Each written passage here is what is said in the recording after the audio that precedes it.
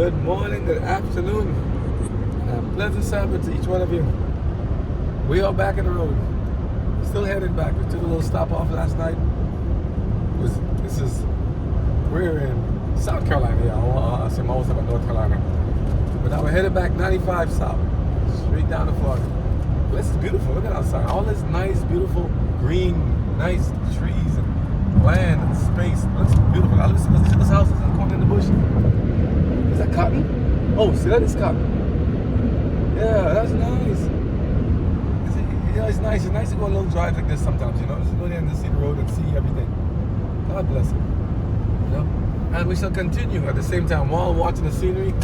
Some more of the stories of 1 Samuel, Old Testament, King James Version. Want to learn about the first kings of Israel. You know, after the people decided to reject in some way God's leading. They want to do it like the rest of the world. We want to be the same as everybody else. They said they want to, oh, sorry, truck. Yeah, they want to be the same as everybody else. They want to go there and they want to say, we want a king like everybody else, take us out here and there. And God gave them warnings through Samuel. Said, this is what a king will do to you. He will ask you to this, we'll take a, you know, we'll have your sons and daughters working for them, enlisted in the service, and take up your land and all this other stuff. All the things. But at the same time, God has a plan in it. Sometimes to show people that what they ask for, what they get sometimes, may not be exactly what they needed. But God is a God of love. And sometimes love means letting people deal with the consequences of their choices. So that's what he says. We're going to continue to read it. This is 1 Samuel chapter 13 now. 1 Samuel chapter 13, I think midway along the passage here. I'm going to let the reading go again, okay? Here we go. 1 Samuel 13. This is when the Philistines gave back the ark. Saul reigned 1 year. And when he had reigned 2 years over Israel, Saul chose him 3,000 men of Israel, whereof 2,000 were with Saul in Michmash and in Mount Bethel, and 1,000 were with Jonathan in Gibeah of Benjamin. And the rest of the people he sent every man to his tent. And Jonathan smote the garrison of the Philistines that was in Geba. And the Philistines heard of it. And Saul blew the trumpet throughout all the land, saying, Let the Hebrews hear. And all Israel heard say that Saul had smitten a garrison of the Philistines, and that Israel also was had in abomination with the Philistines. And the people were called together after Saul to Gilgal. And the Philistines gathered themselves together to fight with Israel, 30,000 chariots and 6,000 horsemen, and people as the sand which is on the seashore in multitude. And they came up and pitched in Michmash, eastward from Bethaven. When the men of Israel saw that they were in a strait, for the people were distressed, then the people did hide themselves in caves, and in thickets, and in rocks, and in high places, and in pits. And some of the Hebrews went over Jordan to the land of Gad and Gilead. As for Saul, he was yet in Gilgal, and all the people followed him, trembling. And he tarried 7 days according to the set time that Samuel had appointed. But Samuel came not to Gilgal, and the people were scattered from him. And Saul said, Now here's something. You see, this is something also. Delay. There's a delay here. Because we want to know about the character of the different individuals we have as leaders, you know, people in leadership positions. It's like, wow. This is the first king of Israel, chosen by the people in rejection of God. And he told them this is what will happen. But now we got to see what kind of character is it, because sometimes God can, remember as you see in Daniel and other places, God can set up kings and set up leaders and then also replace them if need be. So he set up Saul according to what the people asked for, but Saul needs to be replaced at some point because Saul is already starting to show signs. Remember, he already threatened the people, you better come help us, or so kill all your oxen and stuff. This is the ways I do this, I'll chop up this thing. That's not exactly how you win people over, with threats and you know, like people call like doomsday, you know, doomsday is like, you better come on, you burn in hell. I'm like, that's not exactly Jesus' way. How did Jesus reach us and tell us things, you know? That's how we want to look at. So we want to say, okay, let's see how this goes. That's what he did. So now he's supposed to wait for a sacrifice. The way it's set up is that the high priest was the one only to do sacrifice.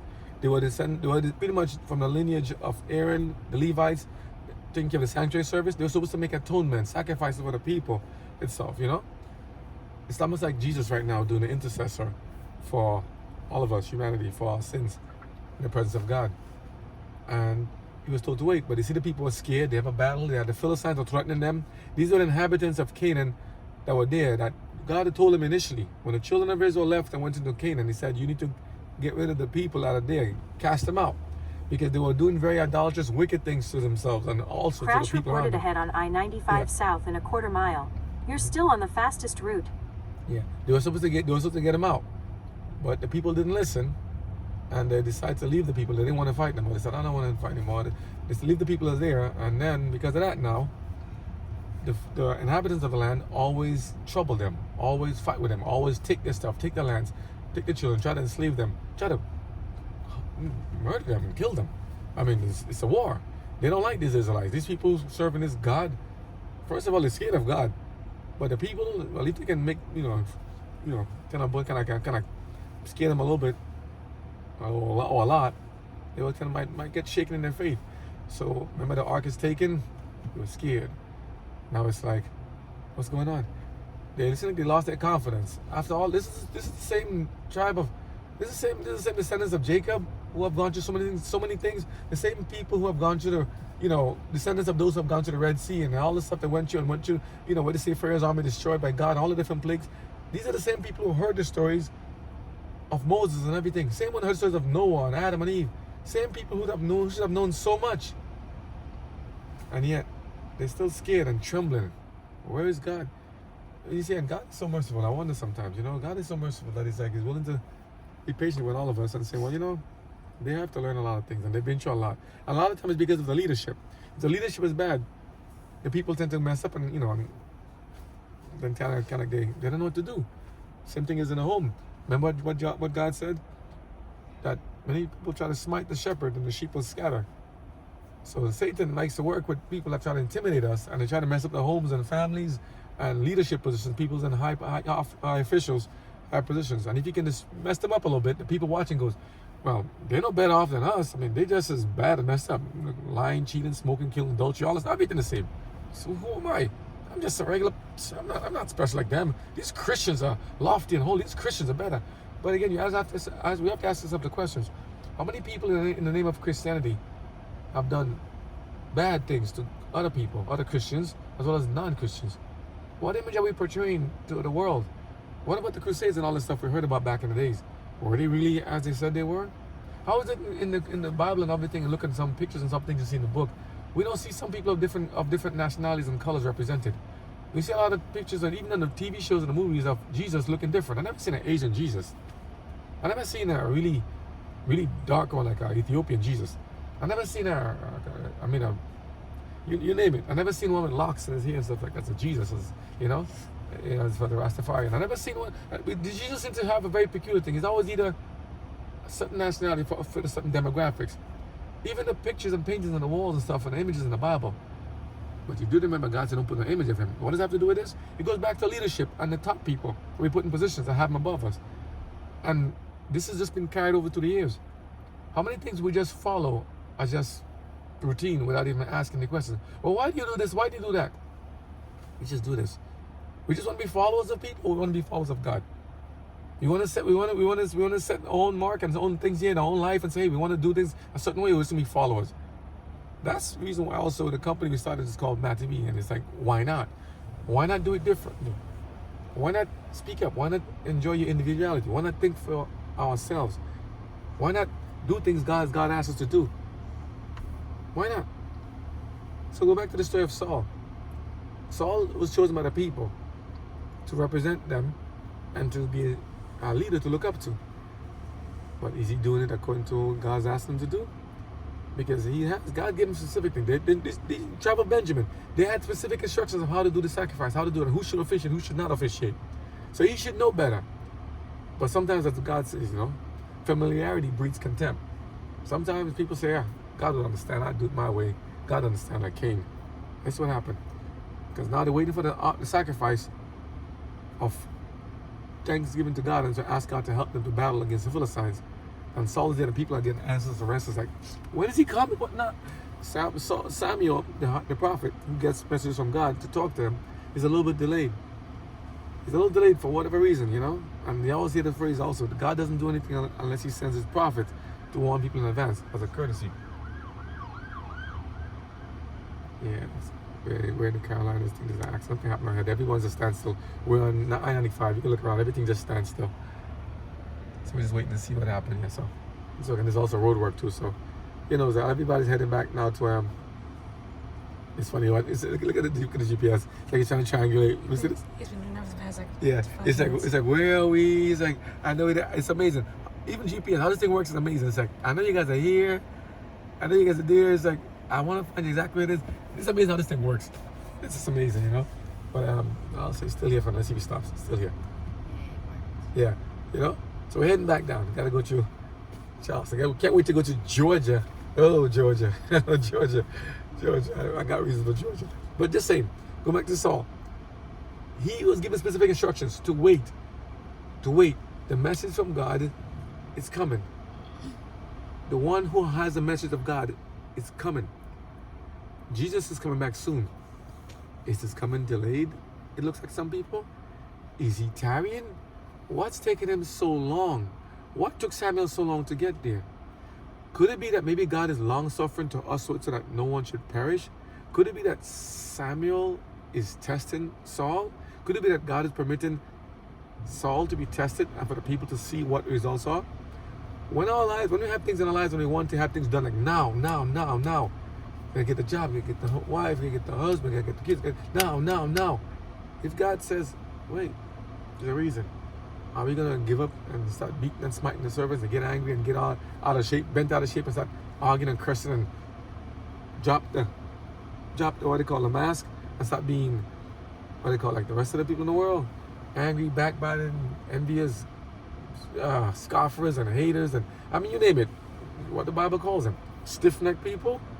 Are we going to go back to our old ways? Is the dog returning to vomiting and the pig just wallowing in the mire? Or are we going to say, Lord, as the 5 virgins, the wise ones who says in the parable Jesus gave them, we're going to wait for you, Lord. We don't know exactly when you'll come back. We're not date setting, but we're going to wait for you. And when you come, we'll be ready. So in the meantime, let's just occupy, do what we have to do. Maintain everything good, encourage one another, be strong with one another, and then let's go from there. Let's see what he did. Did Saul wait?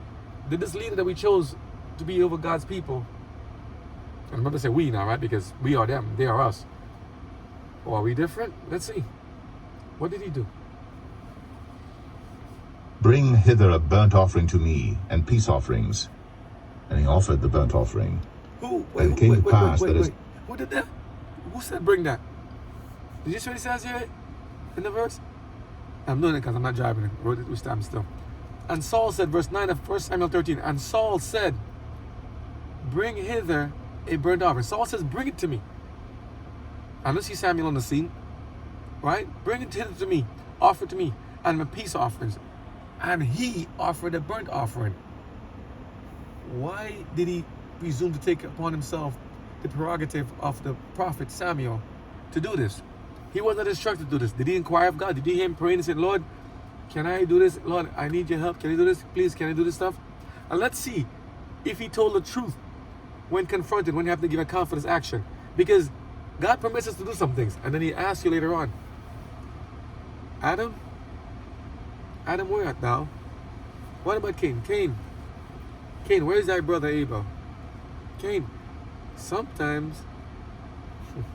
if you don't see it yet, God will permit some things to happen and then let the people act and then come and say, what have you done? What has happened? Give an inquiry.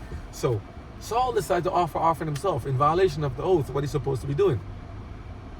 Didn't listen. Threatened the people first to come and help and do the stuff. Got them together to go battle. Now he decided to take upon himself the royal priesthood position as a king. Well, I'm a king. I can do what I want. The people are getting antsy. Somebody going up there. Yeah, that's what he did. Feel free to film them as he come along. soon as he had made an end of offering the burnt offering, behold, Samuel came. And Saul went out to meet him, that he might salute him. And Samuel said, What hast thou done? And Saul said, Because I saw that the people were scattered from me, and that thou camest not within the days appointed, and that the Philistines gathered themselves together at Michmash. Therefore said I, The Philistines will come down now upon me to Gilgal, and I have not made supplication unto the Lord. I forced myself, therefore, and offered a burnt offering. Wow. And Samuel said to Saul, Thou hast done foolishly. Yes. Thou hast not kept the commandment of the Lord thy God, which he commanded thee. For now would the Lord have established thy kingdom upon Israel forever. But now thy kingdom shall not continue. The Lord hath sought him a man after his own heart. And the Lord hath commanded him to be captain over his people, because thou hast not kept that which the Lord commanded thee. Serious. And Samuel arose, and gat him up from Gilgal unto Gibeah of Benjamin. And Saul numbered the people that were present with him about 600 men. And Saul and Jonathan his son. Did you hear that quick exchange that happened there? So Saul is waiting for him. The people are waiting for Samuel to come and arrive. Looking, can't see anything yet. They're delayed by whatever reason they have. As we see, we're delayed in traffic now, not knowing what's up ahead. Maybe an accident, maybe a crash, who knows. They're delayed. And he decides to take upon himself the prerogative of God. Said, I'm going to do it myself. I don't need to wait for the gods. I don't need to inquire of God. I'll do it myself. I don't need the Lord to tell. I'm going to try to fix God. I'm going to try to help God out. I'm going to try to fix, like, you remember Sarah and Abraham? Do you see the stories how they tie together? Sarah tried to help Abram at the time. Sarai tried to help Abraham. Listen, maybe the Lord will have a child through my handmaid Hagar. You know, the one given to me as a gift from Egypt. The gift for me from Egypt. Will have a child through her, you know, as a surrogacy type. You know, well, she'll sit on my lap and she's delivering. I'll have the baby. There's a custom they have back then to do that as a child. But this is something that Abraham didn't inquire of God. Is this true? And Sarai didn't inquire of God, but she added her input saying, maybe I'm going to help God out to do this. And what has happened? When Sarai decided to help God out and Abraham decided to listen to her and decided to go sleep with Hagar as his wife now, supposedly, second wife, he should have had only one, right? And then had a baby now, Ishmael, come along. We have now, you know, descendants of Abraham all the way to right now. We have two brothers at war from since then up until now, and then you have the story of, you know, Ishmael, you know, and, you know, the bondmaid, the bondwoman, you know, his mother. It's a mess. It became a mess because they decided to try to help God out and do it their way. Try to help God out. You know the story. You know, Cain tried to help God out, and even when God warned him, Cain, be careful, sin lies at your door. Try to help God out. David also had some issues back then. Also, you'll learn later on after Saul. Solomon too. Try to help God out by trying to bring the kingdoms together, by helping God out, by marrying over 700 wives and having 300 concubines, girlfriends on the side. They want to help God out. Anybody in this world, anybody in the world, shepherd rods, other people trying to help God out? Anybody trying to spread the gospel by helping God out while trying to fleece and wrong the people?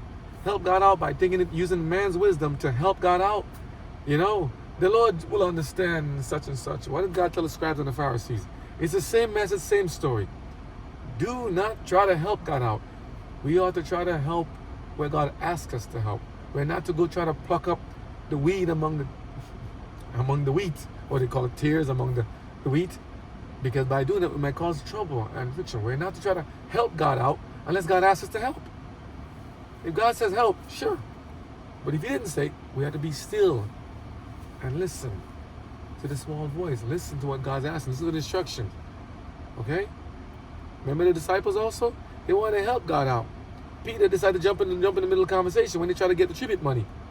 And they said, do your master contribute money to the cause? You know what I'm talking about? That's a New Testament story. Matthew. When they go to get the tribute money, Peter said, yeah, my master pays money. And Jesus says, Peter, who do these people collect money from? Their owner, from the others? You know, paraphrase. From the others. He said that, just not to offend him, he said, yeah, take the money. But he did something interesting. What are they doing over here? Look at what the cars they're turning on the road. Something's coming up behind us in the mirror. The ambulance, the fire truck is coming down here. So let me give him space 1 second. You gotta clear the road, yeah. You gotta make space for these people. The fire truck is coming down the road. There's an accident, something happened on the road. We gotta get to. So something bad would happen. I pray they're okay. So everybody's clearing the road. It's a lot of police. Yeah, I don't know. Something happened down there. Like you see in the mirror here. Hopefully they're okay. Let's have to get any more coming back. Leave it open until they come back. Hopefully they're okay. Maybe more coming down the block. Some of the weekend done. Yeah.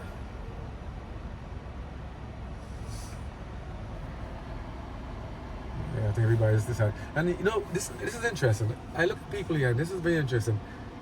You know, we have certain rules we have to follow, where it's like, you know, emergency vehicles come in, they say clear the pathway, give room and everything else. We see a lot of emergency vehicles passing down the road, fast moving down there. We have other things happening here too on this side. Now the people, they know to clear the path because it might be emergency things up ahead. They need to get there because the faster we can get them to be helped, the faster we can go and do it. Now this guy decides to speed up and go ahead and cut in front of the other people, which he should not have done. You know, everybody's waiting back there. What's this place from South Carolina? He decides to run from behind. This is interesting. Get this guy's plate here. We hit this Honda here. He decides. See, when you park to let people in, to let the emergency vehicles pass, we kind of have to keep our place in line, not to try to cut the line and jump on anybody else. Because is it proper for them to just cut in front of the other people that are waiting in line properly? So there's a delay and there's a tarrying time. This is exactly the same message. Are people going to be helpful to other people and to let them and to let them get in? No. What profit is it that this person from behind decides to now skip the few cars that were behind him to rush in front of the other person here who's waiting, who did the legal right and the legal thing to go to wait everybody else? He's from South Carolina, but he really shouldn't do that. But there are many people who want to do this to help a situation, to help themselves out, irregardless of everybody else. They don't care about the other people. Forget them waiting. Me. It's not proper. And I'm saying, none of us can go. We're all stuck. But his car's all tinted up. Now, what profit is it that this person does this? I've seen people do this also. Just letting you guys know, understand. The same thing goes. This one right here next to us. Right? The same thing. People have also done this in the past, whereby you see people, you ever been in the road driving, and there's traffic up ahead, and you're in the lane here, and there's a merging lane coming in the right or left, you know, depending where you are. And the people in the back decide, they're driving behind you, they're going to leave behind you to go to the merging lane to cut in front of you, or to cut in front of the group, just to get there. They leave behind where they are in position to leave to go in front. Now I say, what's the issue? Why would you do that? That's a mental thing, where it's like you're thinking, it's like, are you really that selfish? I got to get ahead in front of you. So me first. This me first thing is what's going to be a problem. Some people try to box them out and block them out, as I understand, you know, because some people say they might have been interested, but there's no reason to do that.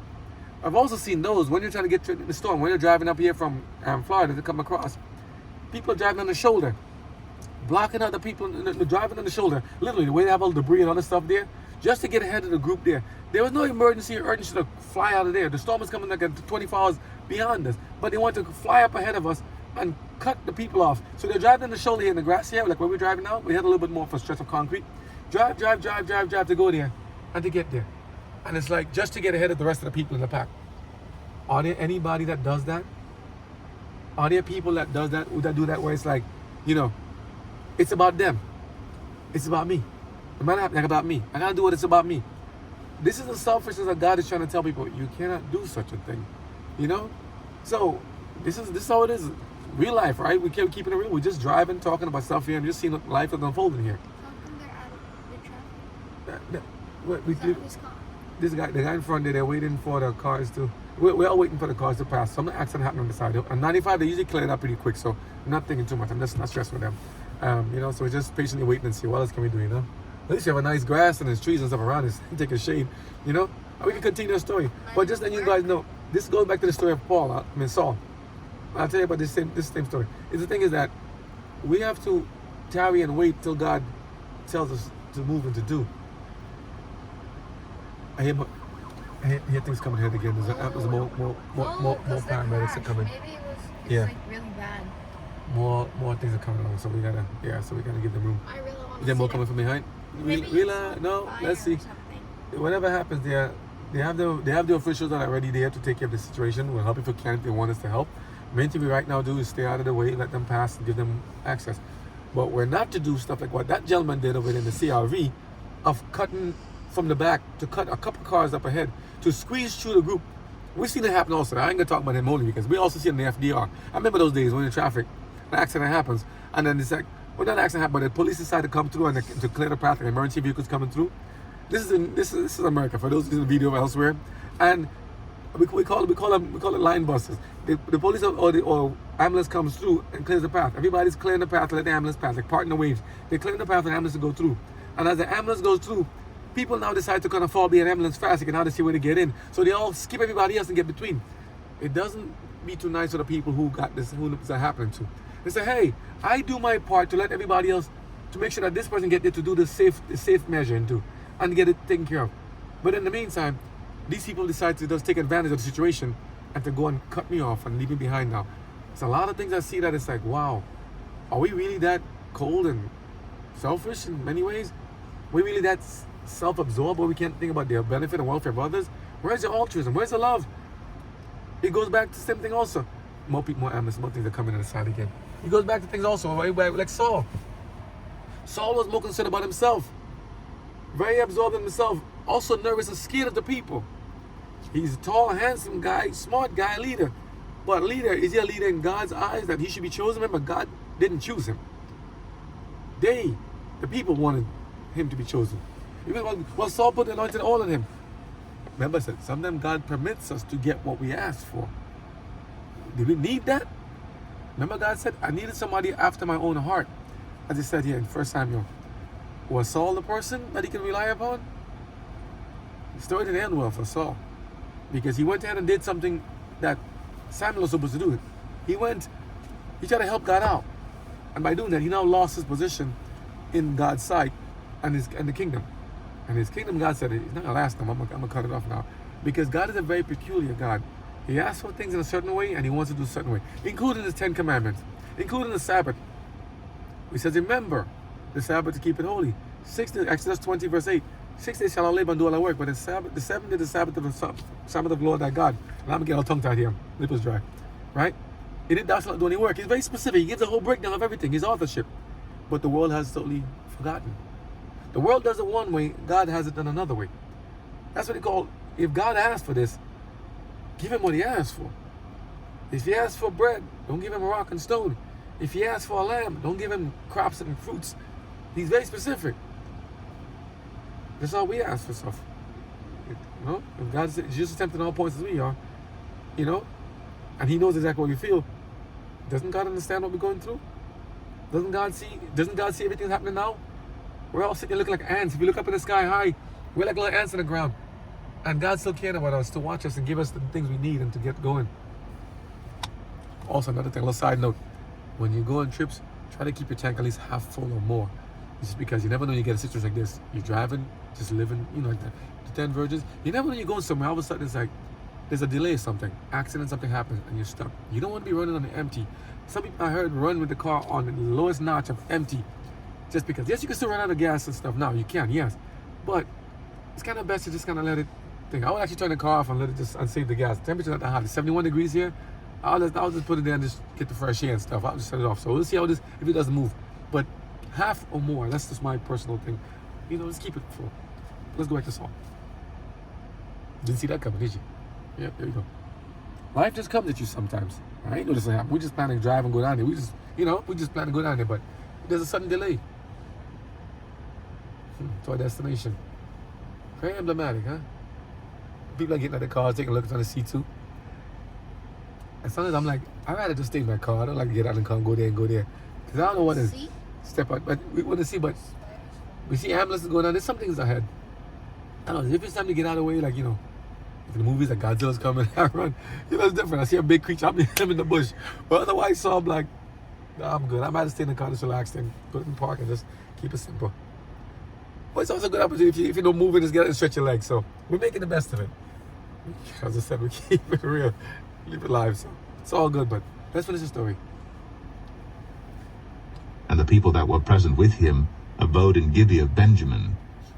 But the Philistines encamped in Michmash. And the spoilers came out of the camp of the Philistines in 3 companies.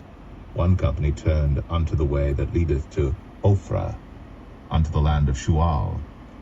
And another company turned the way to Beth-horon. And another company turned to the way of the border that looketh to the valley of Zeboim, toward the wilderness. Now there was no smith found throughout all the land of Israel. For the Philistines said, lest the Hebrews make them swords or spears.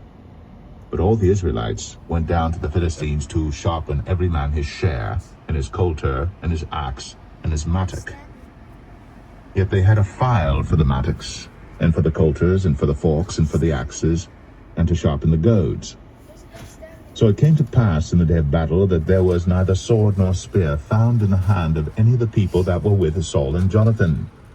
But with Saul and with Jonathan his son was there found. And the garrison of the Philistines went out to the passage of Michmash.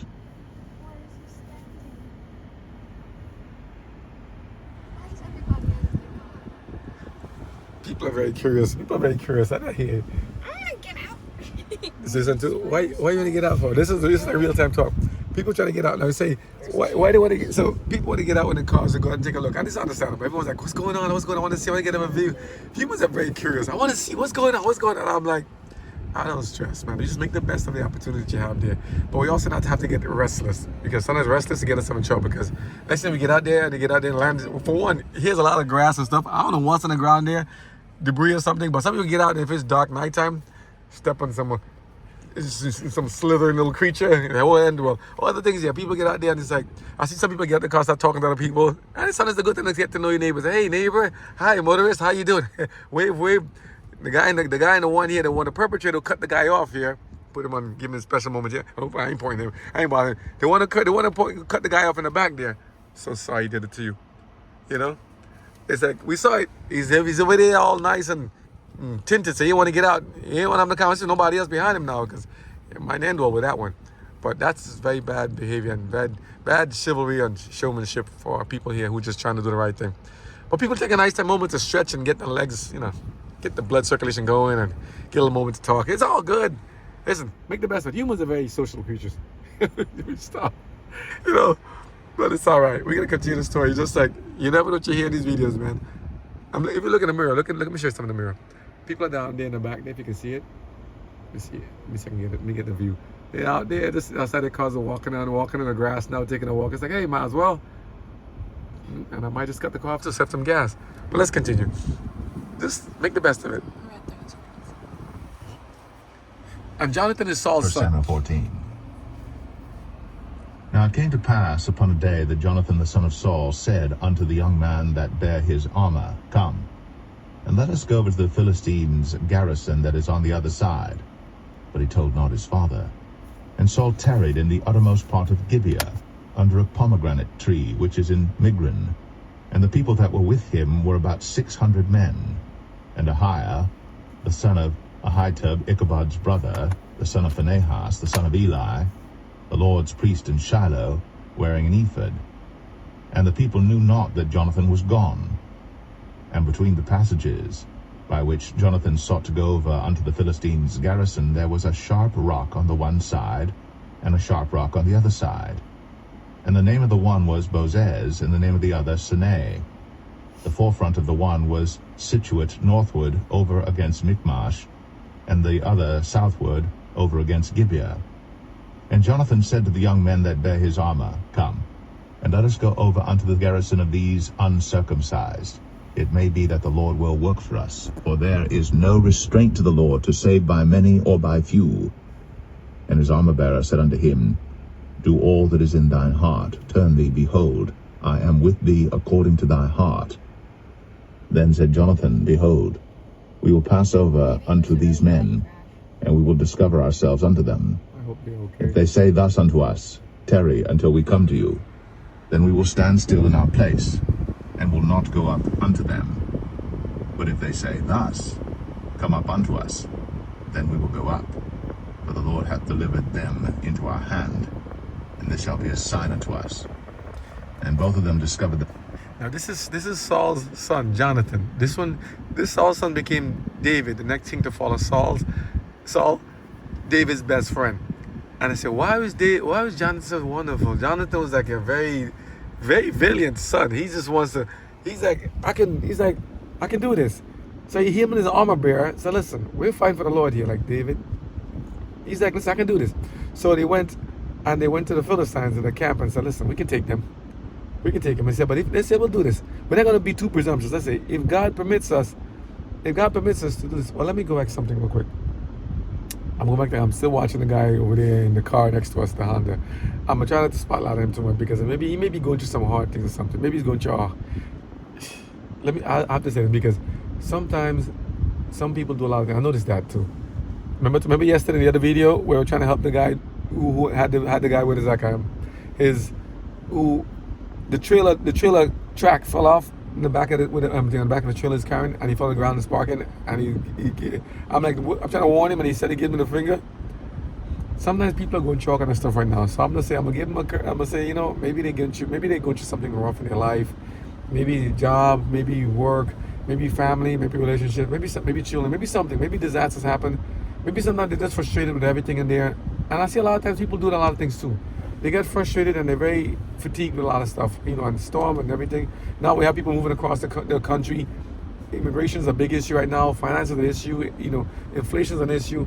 All that stuff is happening back and forth around the country. And some people are like moving back and forth. Some people are also frustrated. They're taking over all land, taking over stuff. Everything's happening. I don't know what the reasons. I don't know what it is. But it's just saying, even if, remember God says, be angry and sin not. Even if we may be angry and upset about some things, please, we have to try not to take it out on the other person or anybody else. Especially in those more vulnerable, you know. We don't know what they're going through too. So it's not right that, you know, I want to give anybody a free pass. I'm just saying, sometimes maybe they go through some stuff and that, you know. You ever had where also some people are so angry, no matter what, they're angry for you for smiling and talking. There's another guy walking down the road. I don't know, he's just walking through. Just walking to the... I think he wants to see the crash. He's just back there. I see people also walking in the grass, let me see the mirror, let me see. They're walking across, taking a walk down to see what happens. They're just gonna get in a walk. They're trying to see the crash. Yeah, but I'm like, okay, suppose they're walking, all of a sudden the traffic decided to clear up real quick and they decided to go, hey, stop and pick me up. He just said, let's go for a walk. I don't think the highway is a place for people to get up and start walking like that. But you know what it is, hey, as I said, maybe they want to stretch their legs, get some exercise going and do something. You know, I just think so, but I just think it's like, you know, for safety reasons, why I think it's best to just stay put, you know, and just not bother, but, you know, let's see. Sometimes, you know, walking on the side of the highway, just walking down, just going to the, where they going? They're trying to see the crash. What crash? But what is it? Suppose it's a mile down the block, or 2 miles, or 10 miles. I don't know. Are they gonna try to help out the situation? No, they just want to see. So what? So I see one person behind me. I see a foot up on the door. Listen, the stuff you see is what. So let me say this. Not just making fun. There's one person here. There's a foot up on the door. Like the person sitting on the driver's side, foot hanging on the top of the door, just relax and stretch your legs out. I mean, hey, I'll give you. I'll just stay in your car. It's cool. Behind me, like, you know. There's. So it's like, you know, people do the most interesting things possible. You know, but it's like, hey. You never know what you see these videos, right? Let's keep the video. Let's keep it simple. So Everybody has their car off now. So everyone's having conversations. Neighbors are talking to each other. Everyone's talking. Everyone's having a little talk in the back, having a little time. And it's a good time to make friends. Remember I did say that, right? Go and make friends on the road. We call it making friends. It's better than fighting and arguing and doing all that stuff, right? So we're giving our friend over here a courtesy, saying maybe he's having a hard time. Maybe he's having a hard life, you know. Maybe, I don't Looks know. like he doesn't have any. You know, maybe he's having a hard time there.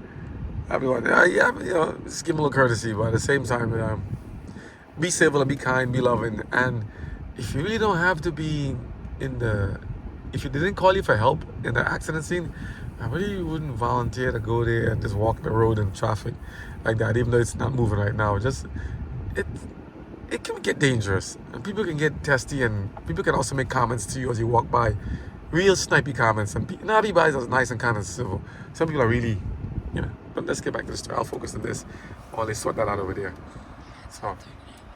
So I'm heading on almost 40 minutes, but I'm giving you guys a story because Jonathan is very brave and ambitious. And when you see these videos, you'll be like, remember that time? Yeah, this is a memory one for the memory books, all right. Let me see. I'm tempted to turn the car off and just let this thing. But let me see. The weather's good. Let's see. Let me see. Let me see. Fresh air. Is it warm out there? Shut up a little bit. Okay, sorry. The who? Oh, crash closes section. Let me see. Crash closed a section of I-95 collection. Colton County, was it Colleton? 19 minutes ago, Collin County. I can't read. I'm turning back with my glasses. They're all foggy. So the accident happened. So something big. Crash closed a section of I-95 in Colleton County. Minutes ago. What happened? 18-wheeler crash. Oh, so it's something up ahead. 18-wheeler crash. Oh, I hope they're okay. Wow. Poor thing. Hope nobody died. Nope, no casualties. And runs through Colleton County is currently shut down due to a collision. Colleton Fire and Rescue at mile marker. Multiple rescue units make their way to the scene. Okay, hopefully Backed up. so this is where we are. So we're gonna make the best of it. So I'm gonna shut the engine off in the meantime. So let's see if we can do this and some fresh air. Between two vehicles and literally one person was trapped inside the vehicle. And Collision between what? Two vehicles, including an 18-wheeler. One person was trapped inside the vehicle, and an 18-wheeler is blocking the roadway, according to Captain Casey Campbell. News to reach to learn more about the collision. So hope they're okay. There's a lot of traffic back there. So I don't know how far it is around there. Okay, so this is part of it. Okay, so that's it. So let's finish this Samuel here. We're gonna end at a certain part. We're gonna go finish chapter 14 about Jonathan, the son of Saul, who's actually asking if God will give. Jonathan's actually asking if God, he said if God wants us to defeat these people here, we'll do it. If not, we won't do it. So he said, let us see what happens. So let's finish the story and see what happens. So I'm gonna turn off a little. Let me see. Turn off a little bit. Save some. Open the window. There's spiders flying around. Spiders flying around. Spiders? Yeah, they were all over my window. The insects in the back. Everything's chasing them. Let's see. Okay. So we gotta. So this is in the car. We gotta go with popular consensus. I'm crying. Okay, they're saying. They said not to open the window too much. They're afraid of the bugs coming around the side. So we'll try to help a little bit if we can. You need to have multiple people in the car. Multiple people. You gotta make a lot of accommodations. I hope they're okay. It's a city bus and a vehicle. A city bus? I thought we have two vehicles in a car. What you got? You got pictures of it too? Let me see yours. A second. City bus versus vehicle crash? 24 minutes ago. Boy, I hope they're okay. In Carolina. Oh, what? Here? This is the same one? That's not the same one. That's a roadway. That's the truck though. No, it's a truck. No, but this is it's not I-95. Those were in South Carolina. We're in South Carolina. Oh. Okay, forget that part. Go back to the first part. There's two. Is a two? You Okay. didn't tell me, sir. Well, you know, this is interesting. No, but it's interesting because it's like that. Sometimes even an incident happen, people can have multiple accounts to it, and say, hey, I think this is what I heard, and we just listen to different accounts, and it's like, hey, it's cool. So, bus crash, vehicle crash, something happened. Something's happened. There's an incident along the road, and we're all delayed. We don't know why, but we have an idea now for when we're here now because it's multi-vehicle with a tractor trailer. It happens. Just everyone be safe. He's peeing. But that's not who's peeing. No, let the man go. Okay, the one guy's in the bush peeing. Okay, it's okay. Okay. Well, you got these unfiltered comments. You can listen. Well, what is he gonna do? Listen, the trees need nitrates too, right? So if he's gonna lose himself, I'm not gonna read video. I'm gonna keep it here. Ladies, too bad for you. We got the little. You got a couple. What the ladies gonna do now? They got the little spout. Work it out. I don't know, but to say. So guys, see, God made us all different. See, and here's a hold on. If the guy is there, and ladies there, if a guy see ladies go in the bush, give them the courtesy and privacy. And you know what? They just do the thing. Open the door, let them go there, shield them. Get a jacket. Somebody get a big jacket and sheet. Let them go there and have their stuff in their privacy and stuff. Hook them up. All right. You know what I'm saying? Don't video them. I won't do that, buddy. Don't make comments. Somebody it's okay. Pretend you're in the seat. We gotta take it to trees and nitrates and carbon dioxide and other stuff. Right. Let's get back to the Solomon. And Samuel and David and Jonathan, and let's see what happens here. Themselves unto the garrison of the Philistines. And the Philistines said, Behold, the Hebrews come forth out of the holes where they had hid themselves. And the men of the garrison answered Jonathan and his armor-bearer, and said, Come up to us, and we will show you a thing. And Jonathan said unto his armor-bearer, Come up after me, for the Lord hath delivered them into the hand of Israel. Something else is happening. And Jonathan climbed up upon his hands and upon his feet, vehicles coming through, and his armor-bearer after him, and they fell before Jonathan, and his armor-bearer slew after him. More people. I think more rescue vehicles are coming through, I think. Maybe. Yeah, more emergency vehicles are coming through. Oh, we're going backwards. Oh. Okay. They're going backwards now this way.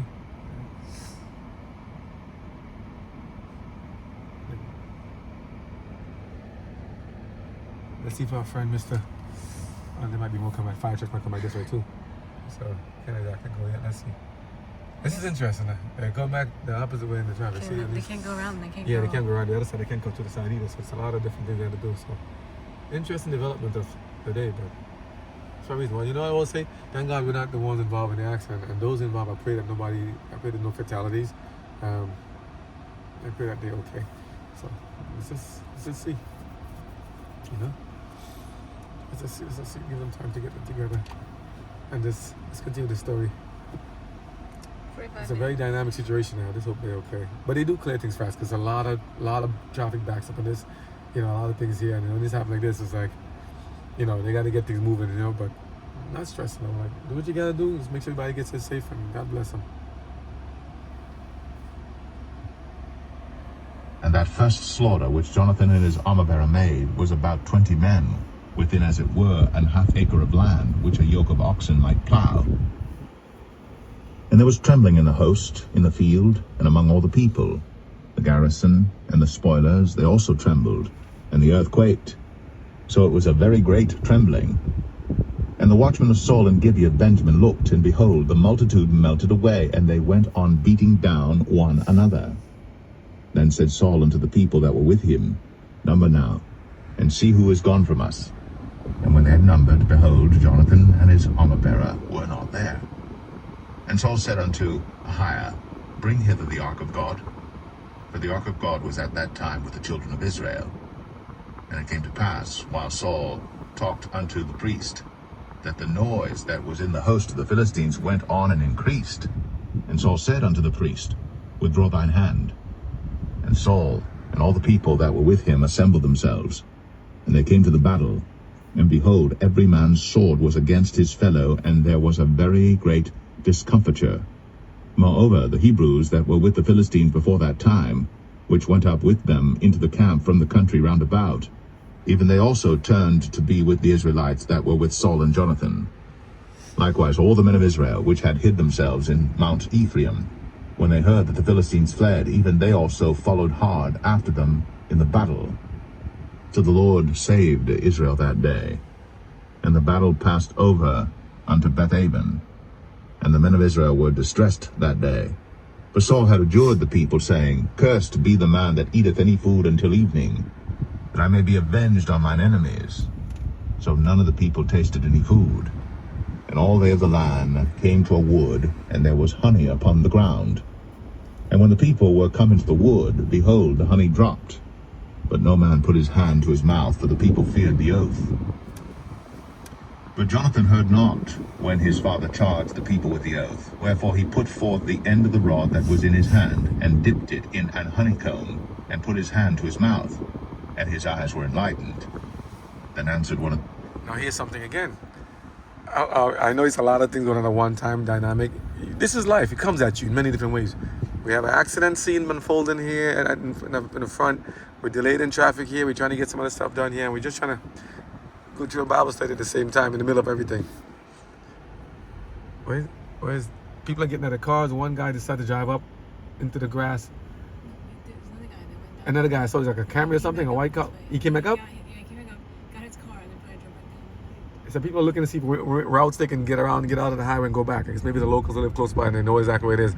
I ain't taking a chance even if it's a whole job. I'm like, I don't know where we're going. I'm taking it. We're fine. I'm just waiting here. Let them do this stuff. We don't want to help God out unless you see some really imminent danger. Like, you know, see like in the movies, like Geostorm or something happened like Greenland, where it's like there's meteor showers falling, you gotta head to the trees. But if there's anything wrong, there are some good trees over here. I will say there are some nice trees to go there. Nice shade. If it's really, you know, really bad, you can go out and take some shade in there. Hopefully no snakes working across there, you know. But just saying, go back to the story here. So Jonathan, let's recap the story here. So Saul, the first king of Israel, chosen by the people in objection by Samuel to Samuel's request and to God's instruction, right? In objection to them, decides to go ahead. Oh, wait a minute. What's going on here? Our friend's car's overheating now. Was this the guy that cut everybody off? Yeah. Now his car's overheating. What? Yeah. Oh, man, that's not nice. Poor thing. So no, it's not in a fire. He's overheating. His engine is overheating. Oh no, No, it is. Oh, yeah, his coolant burst. Yeah. Oh Okay. boy, that's rough. Maybe call 911. No, that's not what to do. Right now, it's like, oh, it's car overheated. Oh man. Now this is the same guy that cut the guy. Hold on. No, it's okay. I'm like, but this same guy cut this guy. His same guy cut him off when he's waiting to park. This is the only time I don't want to call it karma. I'm saying this. So he got cut off by this guy How come he still by has car? by waiting because now he's upset. Yeah. So he's upset now, and then it's like his car is overheating and leave. Now someone wants to help him and see. Now he's angry and thing, but he let the car has to cool off, and she's watching to see if he can help him. You turn the car off. He has to. The car's gonna have to get towed. All his fluid leaked out Yeah. at the bottom of the car. Now this is saying. Now this person did this, cut the car. Maybe we said give him a grace. Maybe he needs a little. Maybe he's just poor thing. But see, there are people still willing to help and to try to help each other here, and try to hook up. You know, the ambulance is coming back this way now. So now here's something. So ambulance is coming backwards now this way to go past. Oh. Go back up the road. This saw the police cars. That's what he looks like. He's young. Now his car's overheated too.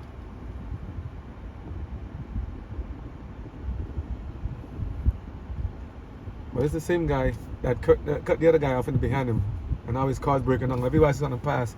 Now his car's. One second. Let me give space. Hold for me a second. Let me give this guy space to get out. I think they got the guy who crashed in the ambulance. I hope they're okay. You could think it in the ambulance. I hope they got him okay. Oh, at least they took care of it quickly, Sheriff. Poor thing. So his car can't drive, You right? can't get no. It's gonna seize. If he drives with the engine overheated, he's gonna seize. All the fluid leaked out. So the car is now gonna. Still smoking. It will now. Well, I guess it's karma. Nah, I don't want to say. Well, I don't want to say that. I don't want to put a judgment in like that. Karma, I don't want to say. I don't say that it can happen to any one of us. Your car could overheat and go thing like that. But it's just I don't think this behavior of cutting the people off like that who were there in line, who was right. At the same time, I don't know. I don't know. Things happen for a reason. If he needs help, we gotta help him still too. But at least he's in a good spot. He's off the road already. So he's off the road. He's in a spot that's safe. He already told the police what happens, and maybe they call for him to get help. And one guy behind is now gonna take it in the grass and go drive. Right now, he's gonna head to the. He's gonna try to go around and I think go up the road rail. So he's gonna try to get around it. You see? So he's going up. Another guy's going backwards. People are driving backwards now. So he's gonna go up the bush also with his truck and head up there. Yeah, he's gonna maybe go back up I-95 North. Other people are taking things into their hand, driving here and there. But one guy, another one, Mirana's heading down there too. Mirana's taking it down. Palisades might be taking a move. I don't know. They could do that, but why are they doing that? I don't know. But maybe I think they're local. They know the area maybe. They want to, but I'm staying on the side of the road here. Wait till Maybe we everybody. should do that. No, I'm not going. We're Look gonna at go. all those people That's going. okay. Let them go. That's okay. We're okay for now. If it's an issue, that must be an issue because they don't really like you going across there without giving instructions. If the authorities say to do it, go for it. But right now, I wouldn't take a chance because then you have to get over there. Some people can make it, some people cannot, and they may get stuck in a muddy thing there. But also, if you're going to cross over to another lane, you can try to merge into a lane into the road going backwards. It could be another accident thing. And so I'm like, keep it simple. We're just gonna maintain here. And I just feel bad for our friend who now is cut off, but now the guy poor thing. That's a very, it's just stuff that happens sometimes, right? I tell you, like driving like life. 1 minute, what happened? 1 minute. We're gonna let's finish the story and I'll finish it, unfold this stuff here. But this is just like it is. 1 minute you're doing life like this, next minute life happens. So what do you do? I should call this life happens because you keep it. You go. This life happens. Let's continue. So now, go back to the story here. Jonathan, you said the oath now. So now, okay. Well now, the guy who was cut off now decides to drive ahead and move ahead of the guy now who can't move, who cut him off. Because now it's like, nothing he can do. He can't stay behind the guy who's stalled. Well, the cops will help him out too. But now it's like, But go back to Jonathan. Jonathan now. So this is what Saul did again. So now the guy whose car is overheating is still overheating. He's driving his car even further, even with the car overheating. The car is really smoking still, and he's just overheating. He can't have no choice, but he should keep the car off and just let it just cool off the best he can. But he already lost a lot of fluid. I ain't got any water to give, but it's hard. But it's the thing. Everybody's stretching, taking their legs out and stuff in the meantime. If you guys gotta go to bushes there. Gotta do what you gotta do, right? But Jonathan now. So Saul, this same king again, decided now to make an oath. Anyone who eats any food, anything, before they get back, all that stuff there, anyone who eats this food, they're gonna be put to death. What kind of rash thinking is this thing? Everyone who eats food will be put to death. What? Go back to here. 1 Samuel chapter 14. He says here, the people that are waiting. So the Lord saved Israel. They won the conflict. The Lord saved Israel. And I must say, it's good to see people talking here. I see Carolina talking to Florida, and Florida talking to, there's Ohio, there's Rhode Island. There's a mix of everybody here, all different backgrounds here on the road right now. They're all pretty much talking, waving, saying hi to each other now and stuff like that. Except for the one to cut the other guy off back there. You know, people are pretty much, hey, we understand this happening. Get to know people. Go back to this.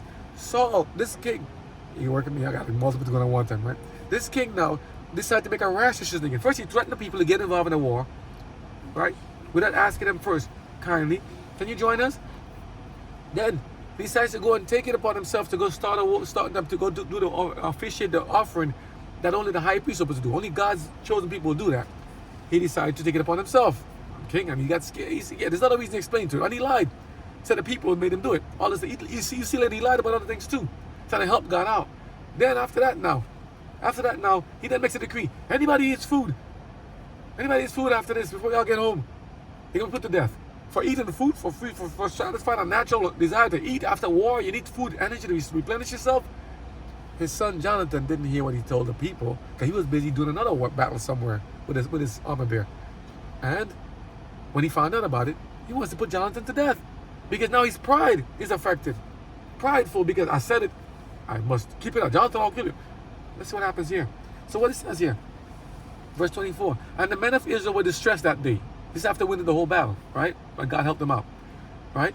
For Saul had adjured the people. He told the people, saying, cursed be the man that eateth any food until evening, that I, you see this right here? That I may be avenged on mine enemies. So none of the people tasted any food.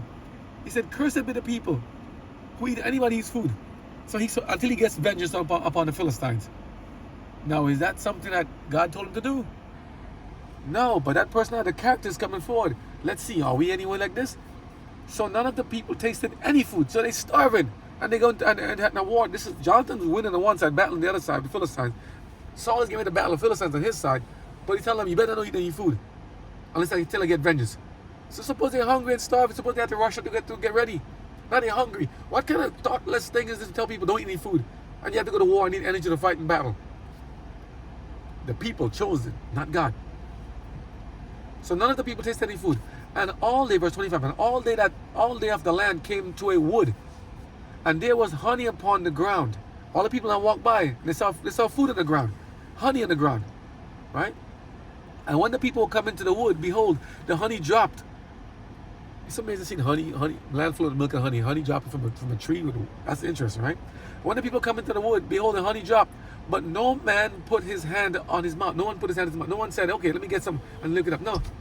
They all decided not to touch the food because Saul said, cursed be the man, meaning that something will happen to the person who does it. And you're the king, you have power. So everyone said, don't do it. But this is what happened. And when the people were coming to the wood, behold, the honey dropped, but no man put his hand to his mouth, for the people feared the oath. But Jonathan heard not what his father charged the people with the oath. Wherefore he put forth the end of the rod that was in his hand and dipped it in the honeycomb and put his hand to his mouth. He's like, And his eyes went like this. Like, yo, this tastes good. Wow, this is so good. This is so good. It's like, huh? What he said? What? Oh, I didn't. You not to eat what? Jonathan didn't know. Because who would make such a decree? Why would a king make such a decree to starve the people when they have to battle up to war? Who? But he decides to do it. And this is what they say, this is the character is not good. But his son Jonathan was much better than his father. That's why David loved him so much. He's a good Jonathan, good, valiant son. Even when the father messed up. But what about when you talked about before? Samuel was a good prophet, but his children didn't want to do the right thing. It's like parenting. And Eli also, before that, who had his son Hophni and Phinehas, who was I won't say good father, he's trying, a little too rash, judgmental, and too prideful, doing some things, but didn't listen do what God has him to do, and God had to take it from him, and he ended up losing his life. His sons died as well. So here's a mixed match. You hear about parenting, all this stuff mixing together. And it's like, let's see. Okay, so here's what's happening here at the same time. So now, Jonathan is now threatened to get his life lost by his father, who made a rash, hasty, prideful decision to get vengeance upon his enemy. Didn't God say, give place vengeance is mine? So how is Saul taking upon himself to do on me God now? He wants to help God out again after he helped God out with the offering sacrifice and got himself messed up and lost the kingdom now? Now he's still ain't listening. So he's just cutting himself even further off from God. Keep doing more of his own sin. When sin, S-I-N, it's the I in the middle of sin. I heard that somebody said it before. I don't know who said it. It's the I. I shall be like the Most High. It's my live. I. When people get the I business, that's when trouble comes. S-I-N is the I in the middle of the two words is what causes the problem. So tell people, stop trying to help God out. Be obedient to what God is saying and do what is right. Trying to help God out. And instead, he got themselves in trouble. So the motorcycles are riding through. I mean, they ride 20 house, so there's no difference anyhow. So it's like, I ain't bothered them. They cut through here and there. They do their thing. But I still, most of the people, for the most part, are keeping their police in line because they just want to keep the path open because they see the vehicles are going both northbound and southbound on the same lane of I-95 South. So we just want to keep them the courtesy and keep it simple, you know? And just make sure everything stays safe. So people are pretty good. They're helping each other out. They're going, taking bathroom breaks. They're doing their stuff. They're walking they're taking, they're having conversations. They're talking. I see people moving from 5-6 cars back. They're talking and chilling with each other. They're just relaxing and looking at stuff. I'm like, hey, you make the best of it. What are you going to do? Suppose you're stuck here for a day. Suppose the road's not clear. What are you going to do? You guys making plans? Just, you gotta do what you gotta do. So, make the best of it. So let's finish here the story what happens here. This is interesting. So now Jonathan has been threatened with his life being lost because his father made a very silly decree, oath, that made the people get scared. Then answered one of the people and said, Thy father straitly charged the people with an oath, saying, Cursed be the man that eateth any food this day. And the people were faint. Then said Jonathan, My father hath troubled the land. See, I pray you, how mine eyes have been enlightened, because I tasted a little of this honey. How much more, if haply the people had eaten freely today of the spoil of their enemies which they found? You know what he said? For had... You know what he said? Jonathan said, listen, what did my father do? Oh, no way. He can't be that silly. What did he do? You got to question something sometimes. You got to question it. Why did he do that? Why did he say that? Why he trouble his people? Why did my father do this? I think he already knows his father's personality. Because it's like, the people are hungry. They're starving. He said, look, I ate some food. I feel so good. I'm rejuvenated. You know, honey, what I heard, honey is like a very good nutritional supplement to eat, right?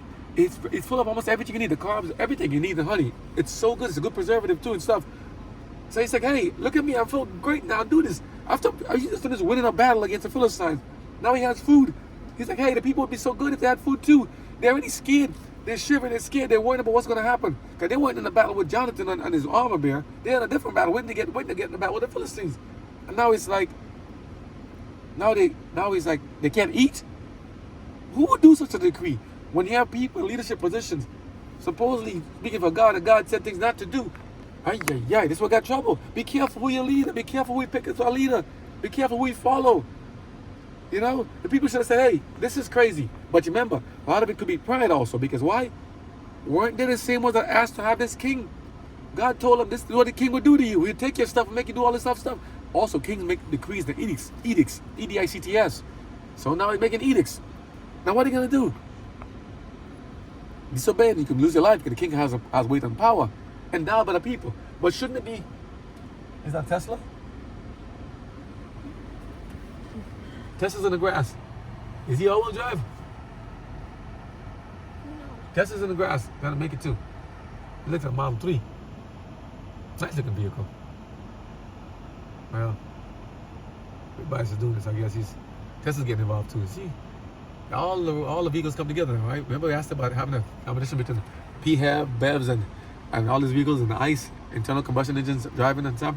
So now everybody's all together now. High-end cars, Corvettes, and the nice ones. See trailers, SUVs. Hey, I had a Highlander like that one time. Everybody's here. Kias, Hondas, all-wheel drives, front-wheel drive, rear-wheel drive. Everybody's here. Yeah, tractor trailers too. The big trucks, the big rigs, like them, and the pickup trucks. We're all together here.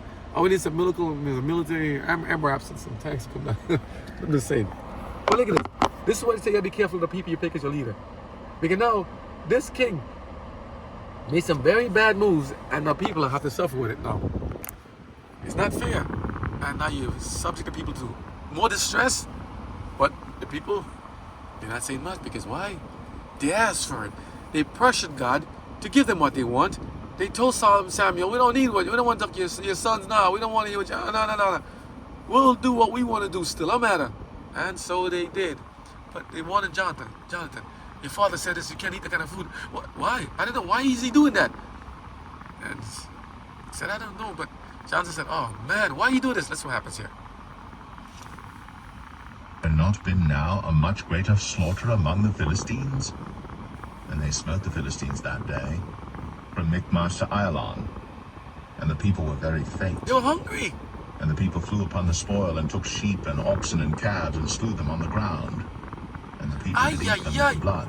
Whoa. And they told Saul, saying, Whoa. Listen to this. Did you see this? The people are so hungry, they killed the Philistines, right? And the people flew upon the spot and took the sheep and the oxen and calves and slew them on the ground. They killed all the animals, and they're so starving. They ate the animals with the blood. This is a no-no. You're not supposed to do this. But look what they did to them. This is the leader they picked. They made these people do some So they eat them raw meat.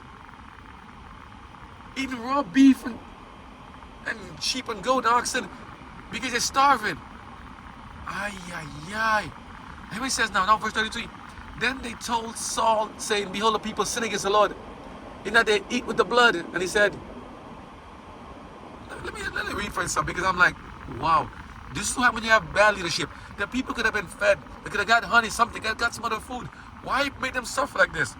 What kind of leader is this? What kind of king is this? Would I have done the same? Would you have done the same? Which one are we? Are we the king or the follower? Who was right, who was wrong? They're so hungry now, they're eating even raw meat, raw beef. And, could you imagine eating a raw beef, blood in your mouth, eating an animal like a lion or a tiger, eating a raw meat, just eating flesh of raw meat? Well, here's what they say, it would have been good to be vegan at the time, but they still to be vegan, no? Go find some trees, some berries, some honey, eat something. Are they that hungry they have to eat the meat? This is interesting. I understand for those meat lovers over here, carnivores, right? But you know, we're made to be, like in the Garden of Eden, fruits, nuts, herbs, and vegetables, right? We're supposed to be vegan, literally. Only after the flood, the diet was changed. God says, okay, give them, people can eat some meat. But the meat prepared according to how God had designed in Leviticus was supposed to be without any blood. What do people eat? The blood and the fat, all that stuff. We're not supposed to have like that. Wow. People taking a walk. I was saying this is really short. It's a short king, leave him alone. No, I'm leaving alone. It's just caught my eyes because it's like, I was looking, Lemire looks so tall, but it's like, wow, he's really short. But I'll come back to this story. He got distracted for a while. I'm like, he's like a brother and sister, looks so small. Now I'm making fun of, no, I'm not making fun of them. I'm just curious. I'm just saying what this is real talk here. You guys are busy talking about stuff. Embarrassing. No, not embarrassing. It's talk, but, Call someone short. well, okay. So what do you call someone not as tall as the other person? So small, short. So it's a word play on words. Oh, geez, a lot of people are small too. Is it? Yo, everyone below 4 feet. It's like no. That's what I'm saying. This, before we get out of tangent here. No, but it's like I like short people. They come in nice small package. It's cool, but everyone wants to be a 6-footer. So what happens if you're not a 6-footer? Since we are talking about short and height now, we got all for the tangent. You can't call him short. You can't call him tall. So can I call him tall? Can I call him short? Don't call him one skinny. Don't call him one obese. Don't call him one this. Don't call him that. We're in a whole word salad now. People don't even know what to talk to anybody anymore. Can I call him a him? Can I call him a her? Can I say a she? Can I say him? Now you see this whole society now? We're all messed up in this world now because we don't even know what to say anymore. How to call a man? How to call a woman? How to call someone who's not as tall as the other person? You can't call him. Let's get back to the story. I ain't gonna get involved with that one. Let's go. First time, let's see. So now the people, Honda's taking a role. Honda's had enough too. And I see I see a Honda's taking a roll too, boy. Everybody's heading off, so it's all right. They gotta do what they gotta do. Maybe they live close by and they have a way to get around, so I'm like, more power to them. But let's continue. So the people now are so hungry, they're eating blood meat. They're eating raw meat. Hope they start eating each other. That would have been really bad, right? But pretty much, if you're eating beef like that and raw flesh, I mean, they really are starving to eat. Just tear up raw meat and whoa. Let's hear. That's bad. Saul saying, Behold, the people sin against the Lord, in that they eat with the blood. And he said, Ye have transgressed. Roll a great stone unto me this day. And Saul said, Disperse yourselves among the people, and say unto them, Bring me hither every man his ox, and every man his sheep, and slay them here, and eat, and sin not against the Lord in eating with the blood.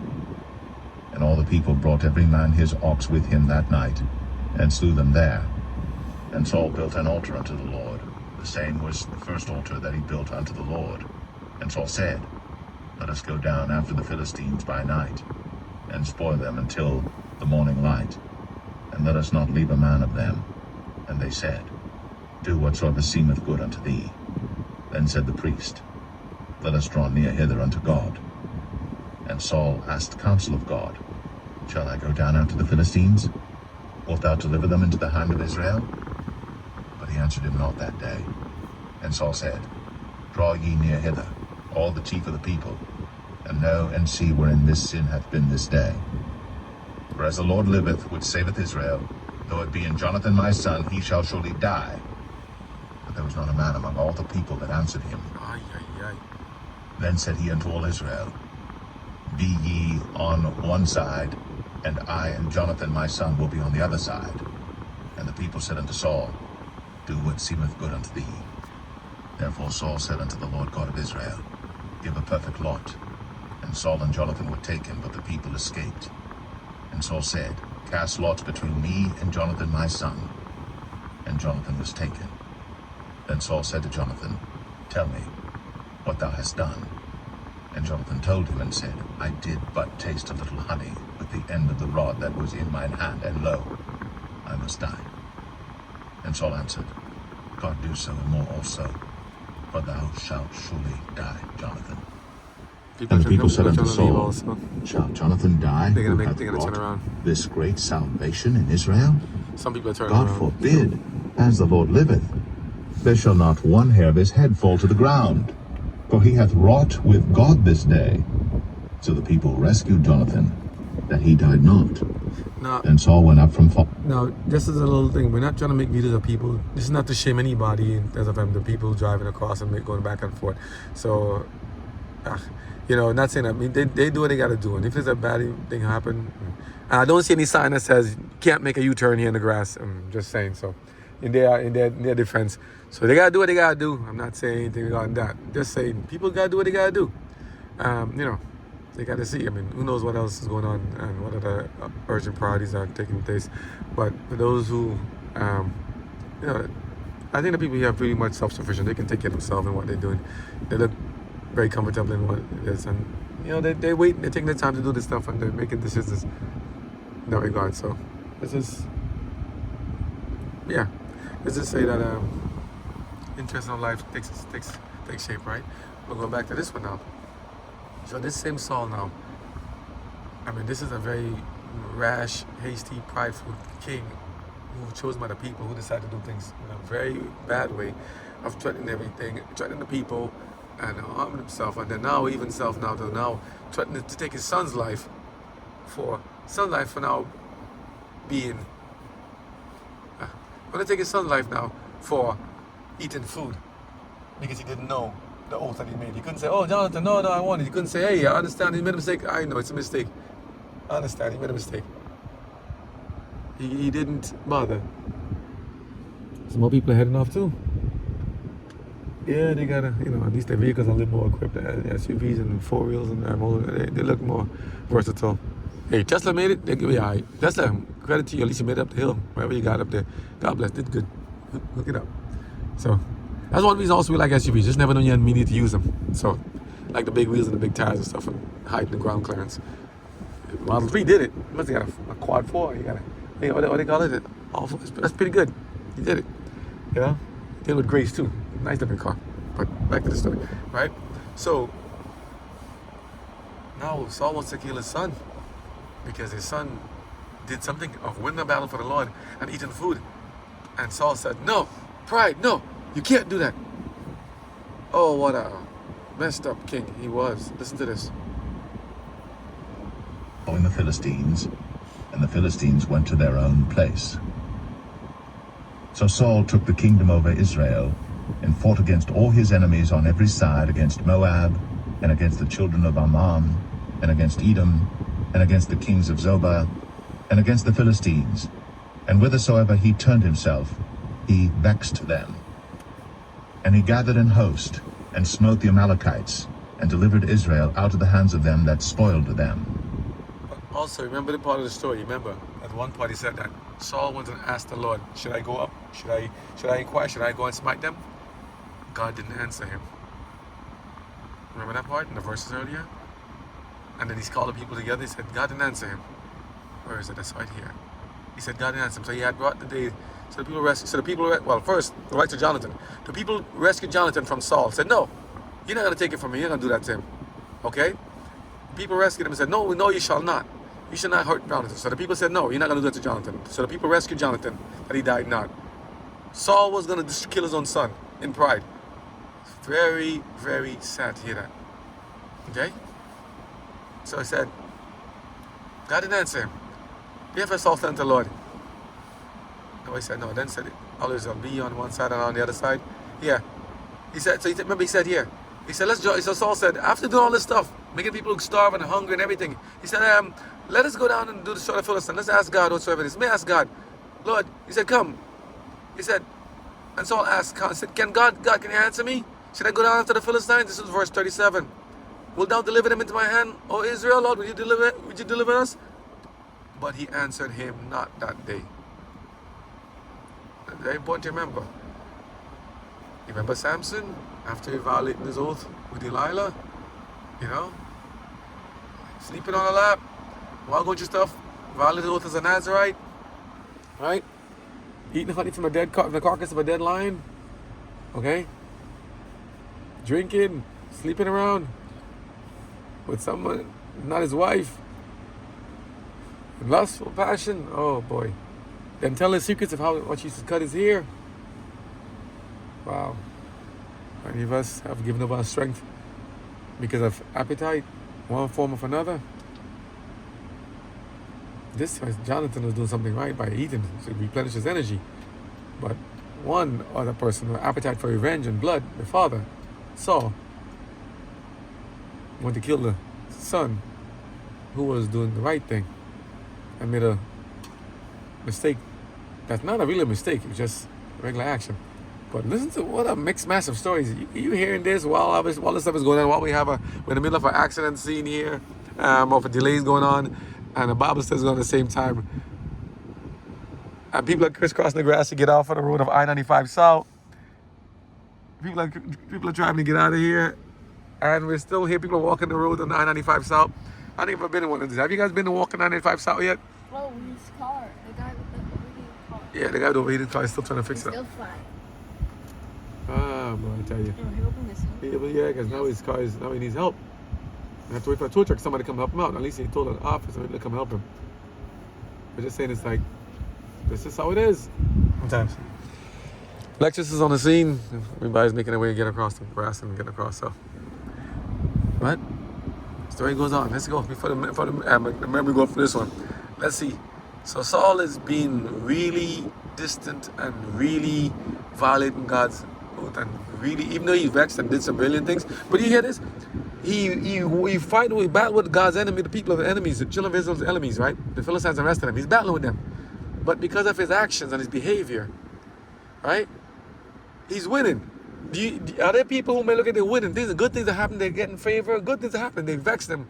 You know, is God totally abandoned him? No, maybe it's for the people's sake. Because God wants to deliver Israel from a lot of the Philistines, right? Because at the same time, God didn't have to, but because the children of Israel didn't destroy them when they're supposed to in the beginning, they have to go to this thing now. So this wouldn't have been an issue if they listened to God the first time. But because they didn't listen to God, they're now in trouble. And now they're in trouble, now they're asking for help. and they pick themselves a king who's not doing God's work, God's will, and God's work. Now they got themselves into more trouble. It's a mess. It's a real mess.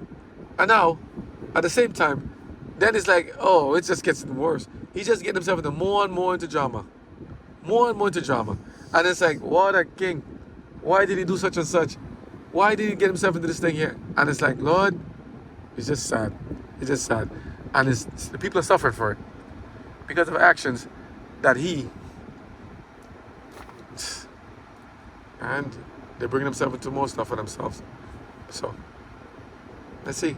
There's a Mazda, they're heading off the road too. They taking a day. Mazdas are getting involved too. They all leaving the thing, so cause some people more people are exiting the highway and going across. Okay, so they think they heard some news. Some people are kind of going across and going. Some of them they're heading off. More of them heading out. Hyundais too. All the cars are heading out. So they're doing their thing. So just say that. Oh, somebody hit that one in the back. Somebody. Oh no, that had to hit the Honda on the pilot in the back of us. They heading out too. People are driving. More people are driving. I guess they find there's no way to get around this, so they're heading off. Y'all are heading off. Okay, so they gotta do what they gotta do. So we'll finish the story in that regards. Let's say that God's not answering Saul. The reason why God rejected him. That's like how we saw the delays and stuff happening. It's like, could it be like a delay of judgment too? Not on the people here I'm talking about. I'm just talking about the Saul. With everything going on, I'm trying to put all the stories together and see how it all ties together. Delay up ahead, we find out the reason, we know the cause. How about Jesus is coming back soon? We know that there's a delay in his coming back. He's saying it for us or to save us all. But we're all making decisions on our own to decide to leave this scene and to go about our own business and stuff. But this is a little bit different. I'm not putting this as a salvation issue in this route. These people are just trying to get to their destination. That's them. But in terms of our lives, let's bring it home. What are we doing in preparation for God's return? What are we doing in preparation for our lives when we have delays of God's soon return? What are we doing for ourselves? You know? Are we just sitting there going to go and be like everybody else? Or are we going to help other people? You know? Well, this is nice. Somebody's going to help decide to give water to help other people. It's helping next neighbors. They're helping each other. God bless. People are helping each other on the highway already here. That's good too. You know? Now that guy with the Honda, with the Honda that's delayed back there, you know, it'd be nice if you had some rope, we could help tow him out and pull him forward, you know? Pull him off the highway, let's put the car neutral and pull it back. If we could, we would. But he's on the shoulder, so he's in a good place. And it's like, we don't know exactly where the next exit is. But he could pull him out now. If he needs the help, you know? Let's see, hopefully, at least it's still daylight. It's just, 12:30 right now, so he can hopefully get the help he needs. Today, a lot of crashes. It's so sad to hear. Plane crashed into a road, into a car. Why? Somebody crashed into a 7-Eleven 43 minutes ago. What? Reckless driver crashes into other cars outside Southgate 7-Eleven. And then it hit the 7-Eleven. 43 minutes ago. You name it, it's happening. So let's see. Everybody's really abandoning the road now and going off here and they're heading off.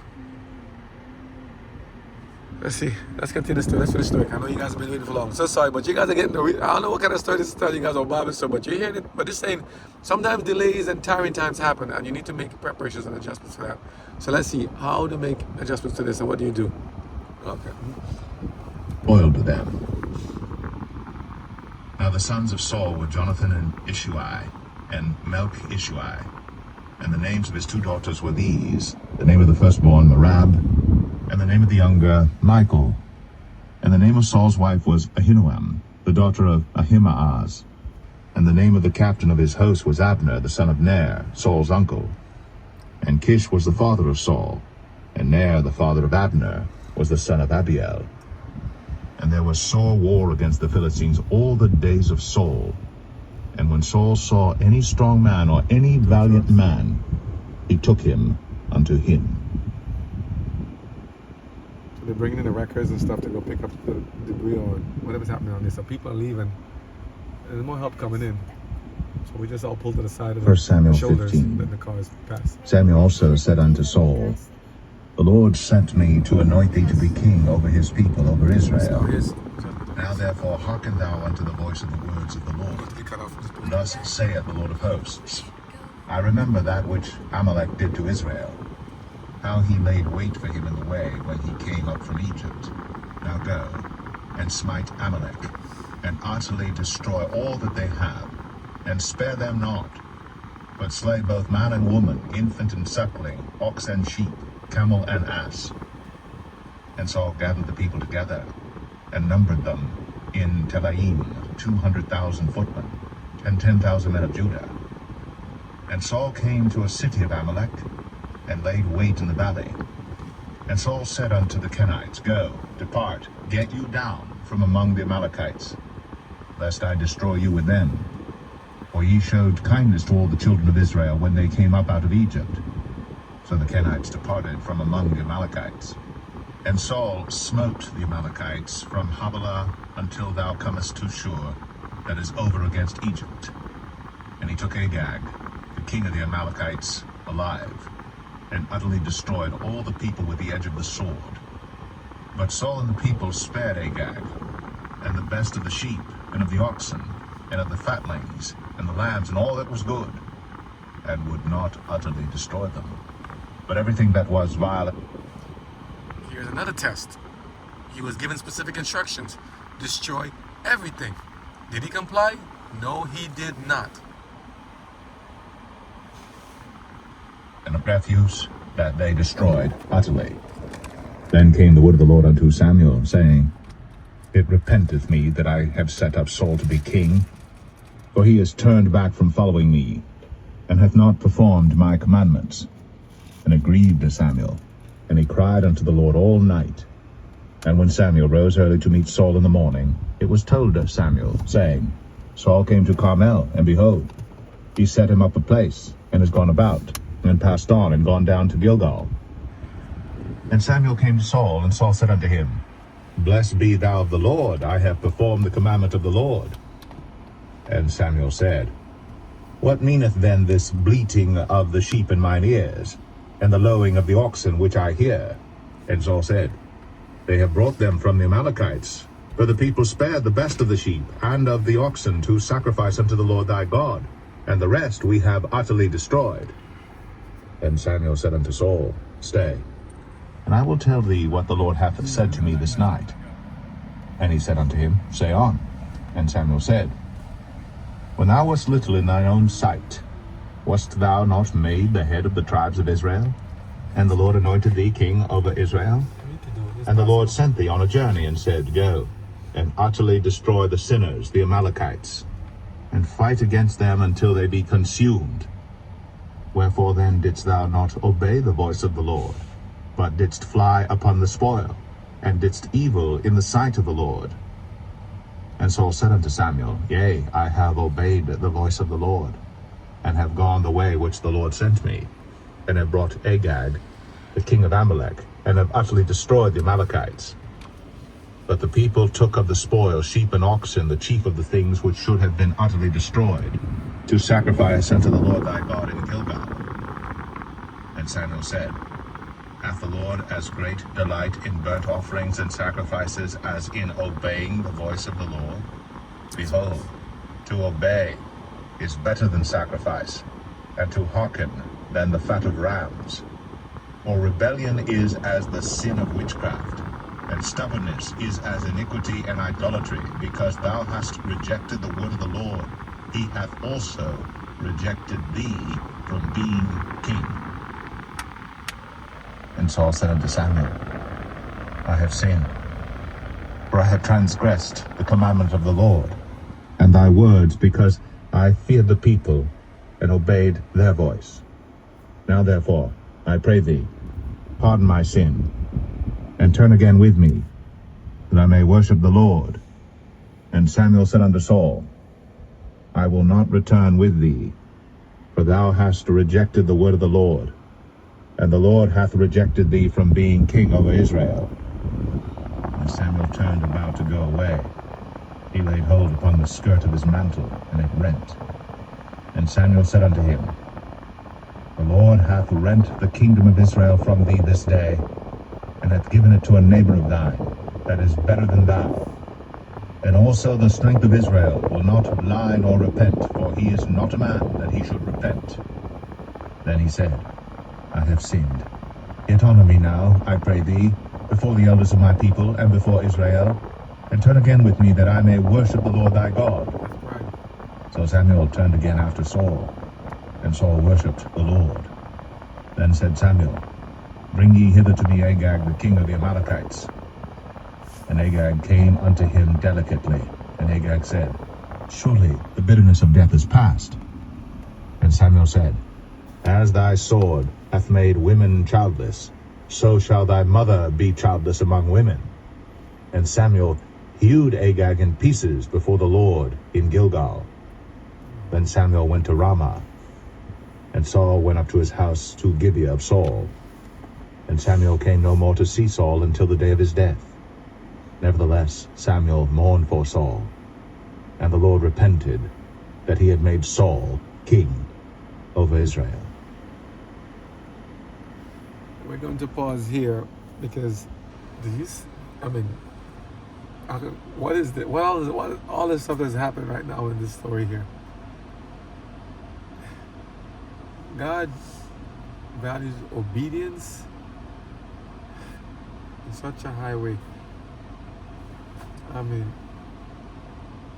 Humans trying to make decisions for other humans and affecting other humans under the watchful care of God. And at the same time, when caught in it, we're going to make excuses. What are we going to do? We say we're sorry. Are we really sorry? Or we sorry we got caught if we made a sinful act and behavior? What do we need to do to honor and keep God's word other than being humble and obedient to his teachings? Lord knows. For his actions, what God says here. He says here, he said, God told him to destroy everything. And Saul refused to do what God asked him to do. He decided to do his own thing. And God tells him here, he says, you obey the people rather than me. He says here, behold, to obey is better than sacrifice. Text marks. And to hearken than the fat of rams. For rebellion is as a sin of witchcraft. And the earth right now, the people, many inhabitants of the earth are in rebellion against God. And stubbornness, when refusing to turn and do the right thing despite knowing what the truth is as iniquity and idolatry. When we're stubborn and we know the truth and God reveals it to us, we said, no, I shall not. Despite God telling us, like Pharaoh, harden our hearts, stiff-necked, it's as idolatry. Because thou hast rejected the word of the Lord, he has also rejected you from being king. And then even after all that, he's still saying, please, I know I messed up. Can you just walk with me and just stay with me? Let's have worship together so it looks like I'm... Because this is a conversation happening between Saul and Samuel. The people are not necessarily privy to what's going on. They're like, I see some things, but is it really... I think God is with him because he's winning wars and battles. Are there people in the world who seem to be doing good and very prosperous, who seem to be making great strides and great progress in life? They seem to be doing everything bad, but yet having good things happen for them.